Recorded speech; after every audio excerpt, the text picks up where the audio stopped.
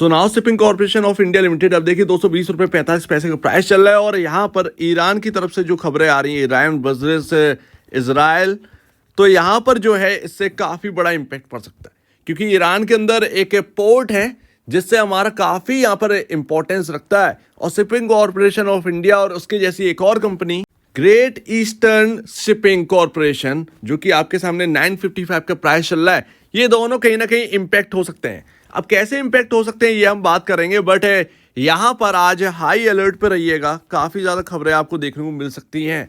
और यहाँ पर देखिएगा कि ईरान की तरफ से कोई एक्शन लिया जा रहा है या नहीं। वैसे तो पॉसिबिलिटी जो है वो बहुत ही लो है, अचानक से नहीं हो पाएगा ये सब, लेकिन जो खबरें हैं और जिस तरीके से रशिया बोल रहा है वो यहाँ पर इम्पोर्टेंस है। सभी ने हाई अलर्ट कर दिया है, यहाँ पर ट्रैवल जो है वो एडवाइजरी यहाँ पर जारी कर दी है। तो यहाँ पर कुछ ना कुछ तो यहाँ पर जो है पॉसिबिलिटी बनती है। हालांकि यहाँ पर देखते हैं लो चांसेस है, फिर भी अगर आप देखें शिपिंग कॉर्पोरेशन ऑफ इंडिया के पास 66 यहाँ पर शिप्स हैं और 69 शिप्स जो है वो ग्रेट ईस्टर्न शिपिंग कॉर्पोरेशन के पास है।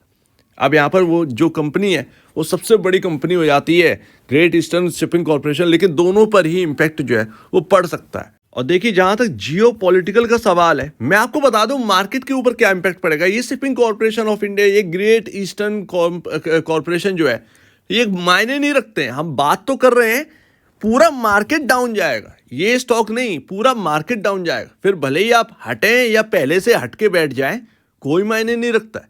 आप देखेंगे होगा भी या नहीं होगा ये भी हमको पता नहीं, लेकिन बात करना तो ज़रूरी है, तो उसके ऊपर हम बात कर रहे हैं।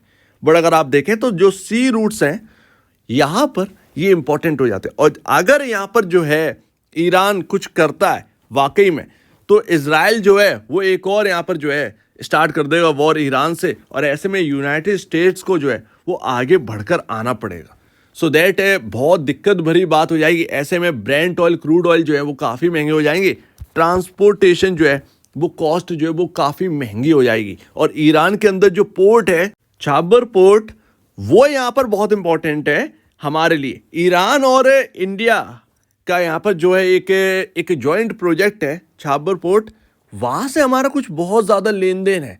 सो दैट ये कनेक्टिविटी है और हमें पाकिस्तान को बिल्कुल साइड में रखकर वहाँ से निकलते हैं, तो ये पोर्ट हमारे लिए काफ़ी इंपॉर्टेंट हो जाता है।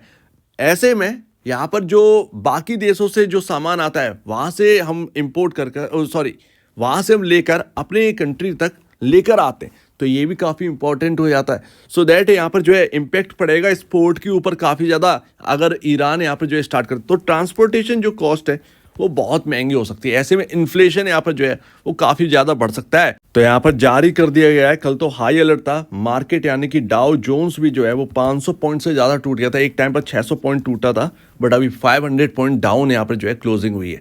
दिक्कत भरी बात है, हमारा मार्केट जो है वो उसको सीरियसली नहीं ले रहा था, बट इससे ज़्यादा अब और क्या होगा, यहाँ पर आपके सामने जो है वो दिक्कतें आ चुकी हैं। इवन यहाँ पर टीसीएस के जो नंबर्स हैं वो भी काफ़ी अच्छे नहीं आए। सो दैट ध्यान रखिएगा इन दोनों स्टॉक्स पर। यूएस जो है वो पूरी तरीके से तैयार है।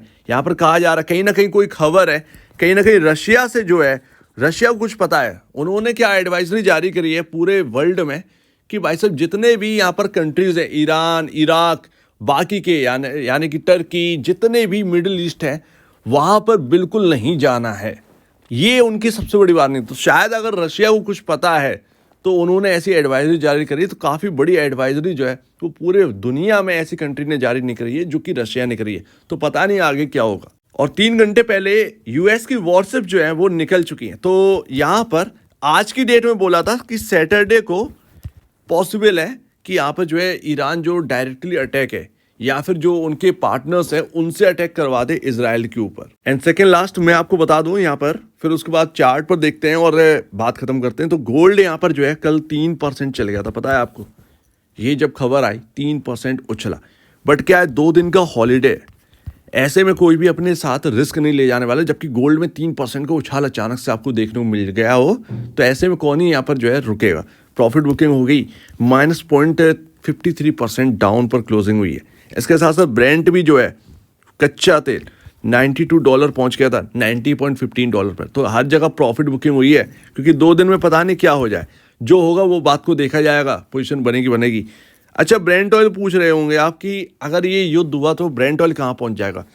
अब 110 पॉसिबल है, क्योंकि जगह जगह युद्ध ही हो रहे हैं। अगर आप देखें इजराइल वर्सेस गाजा चल रहा है, इधर आपका यूक्रेन रशिया का चल रहा है, यहाँ पर देखें एक नया फ्रंट ओपन हो जाएगा अगर ऐसा हुआ।